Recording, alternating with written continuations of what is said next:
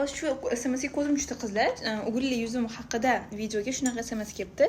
Qizlar, muammoga e'tibor bermay qo'ysanglar, bu narsa yo'qolib ketmaydi emas. Afsuski, men ham shunaqa, bilasizlarmi, 2 yilni o'tkazib yuborganman. Qizlar hech nima qilmasdan 5 yil bo'lgan bo'lsa o'g'rim, 2 yilni o'tkazib yuborganman. Oyim doim krem surgan xonzoda, uxot qilish kerak degan narsani menga aytardilar.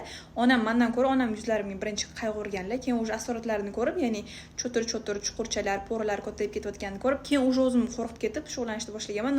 2 yil prosta mana ahamiyat bermay, bu prosta meni yoshimni ugrisi, mana shu переходный возраст, o'smirlik yoshim bo'layotgani uchun shundan ugri chiqyapti degan maqsadda, ya'ni ko'plardan dugonalarimdan ham chiqyapti. Ularda kamayib ketdi, menda ham shunaqa kamayib ketadi, yo'qolib ketadi, xudo xolasa. Hamma atrofimda aytgan, umuman tegmagin, o'xodam qilmagin, sen yosh bo'lasan, hech nima qilmagin, yuzingga tegmagin, yo'qolib ketadi degan. Naborda yo'qolish o'rniga prosta vijrab ketgan yuzim ugriga qizlar. O'shaning uchun bunaqa SMSlarni afsuski o'qimanglar.